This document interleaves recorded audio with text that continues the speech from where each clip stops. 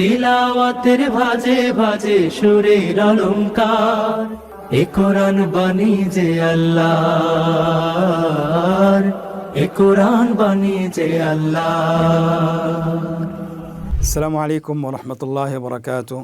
আসুন্নাহ ফাউন্ডেশনের অনন্য আয়োজন সহজ সূত্রে কোরআন শিখির ১৯তম পর্বে আপনাদেরকে স্বাগতম। আলহামদুলিল্লাহ, গত ক্লাসে আমরা তাসজিদের একটি অংশ শিখেছিলাম। আজকের পর্বে আমরা তাসজিদের দ্বিতীয় অংশটি আমরা শিখব ইনশাআল্লাহ। আজকের পর্বে রয়েছে আমাদের ২৯টি হরফের বিপরীতে কোরআন থেকে উদাহরণ। সে উদাহরণগুলো আমরা অনুশীলন করব বানান সহকারে। আপনারা স্ক্রিনে দেখতে পাচ্ছেন, উচ্চারণ করব, বানান করে উচ্চারণ করব। আপনারা আমার সাথে বানান করুন। তা বা জবর তাব, বা তা জবর বাত, তাব বাত। মিম তা জের মিত, তা জবর তা, মিত তা। বা থা জবর বাথ, থা জবর থা, বাথ থা। ফা জিম জবর ফজ, জিম দুই জের জিন, ফজ জিন। লাম জের লি, ইয়া পেশ ইউ, লিউ। মিম হা জবর মাহ, লিউ মাহ। হা জের হি, লিউ মাহ হি। সাদ জবর স, লিউ মাহ হি স। এভাবে আমরা পরবর্তী উদাহরণগুলো বানান করে উচ্চারণ করার চেষ্টা করব ইনশাআল্লাহ। আমি আপনাদেরকে বানান ছাড়া বলে দিচ্ছি, আপনারা বানান করে পড়ার চেষ্টা করবেন বিইذنিল্লাহি সুবহানাহু ওয়া তাআলা। আখরাজ, আশাদ্দু, ওয়া তালাযযু, মুস্তামিরুন, ওয়াজ-যাইতুনি, মাসসা, মুবাশশিরান, ওয়াস-সাইফি, ইয়াউদ্দু, তাত্তালিউ, হাযযিন, দা'আন, রাগবা, উফফিন, আহাক্কু, শাক্কিন, মুদিল্লুন, সুম্মুন, ইয়াযুন্নু, আদুউন, আল ওয়াহ্হাবু, যিহরিয়ান। এখন আমরা শিখব যে কোরআনের একটি আয়াত কিভাবে বানান করে উচ্চারণ করতে হয়, কিভাবে বানান করে পড়তে হয়। আপনারা স্ক্রিনে দেখতে পাচ্ছেন একটি আয়াত রয়েছে। আয়াতটি হলো আন-নাজমুস সাকিবু, দুই শব্দওয়ালা একটি আয়াত। এই শব্দটি আমরা কিভাবে বানান করে করব এবং নিজেরা শিখব। আপনারা স্ক্রিন লক্ষ্য করুন এবং আমার সাথে বানান করুন।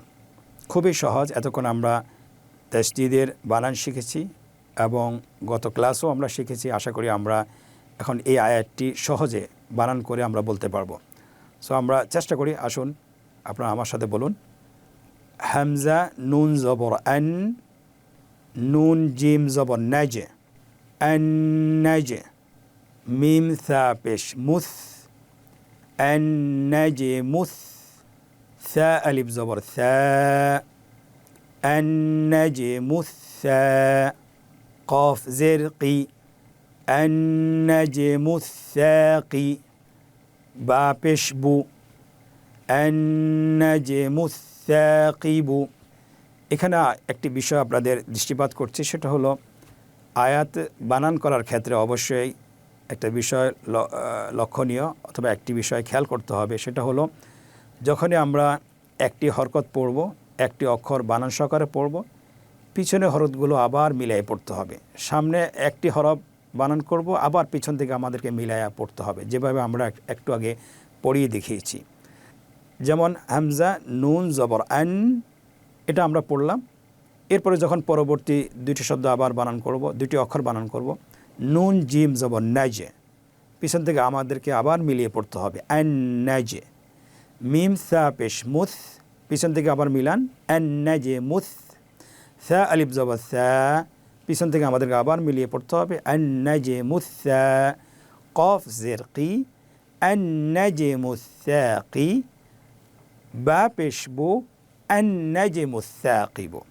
আমরা যদি এভাবে বানান করে পড়তে পারি ইনশাআল্লাহ কোরআনের কোথাও আমরা ভুল করব না। আশা করি আমরা সঠিকভাবে পড়তে পারবো ইনশাআল্লাহ। পরবর্তী আরেকটি আয়াত দেখতে পাচ্ছেন আপনারা, কুম বিইذনিল্লাহ, কুম বিইذনিল্লাহ। এটা আমরা বানান করে পড়ব। আপনারা আমার সাথে বলুন, কফ মিম পেশ কুম, বাজের বি, কুম বি, হামজা দাল জের ইদ, কুম বিইদ, নুন লাম জের নীল, কুম বিইذনিল, লাম খাড়া জবর লা, কুম বিইذনিল্লাহ, হাজের হি, কুম বিইذনিল্লাহি।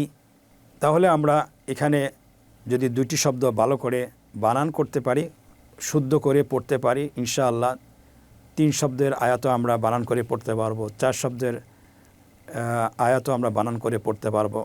আপনাকে একবার কমপক্ষে 2 শব্দওয়ালা আয়াত, 3 শব্দওয়ালা আয়াত প্র্যাকটিস করতে হবে।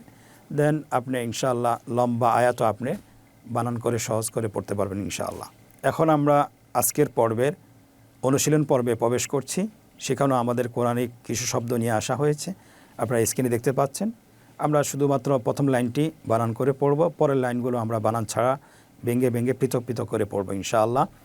সদ দাল জের সৈদ, দাল ইয়া জের দি, সৈদ্দি, কফ 2 জবর কন, সিদ্দিকন, ফা জবর ফা, হা ইয়া জবর হাই, ফাহাই, ইয়া ওয়াও পেশ ইউ, ফাহাইয়ু, ইয়া জবর ইয়া, বা থা পেশ বুথ, ইয়াবুথ, থা পেশ সু, ইয়াবুথু, ইয়া জবর ইয়া, দাল আইন পেশ দু, ইয়াদু, আইন পেশ উ, ইয়াদু, ইয়া পেশ ইউ, রা দাল জবর রদ, ইউরদ, দাল পেশ দু, ইউরদ্দু, ইয়া জবর ইয়া, খা রা জের খির, ইয়াখির,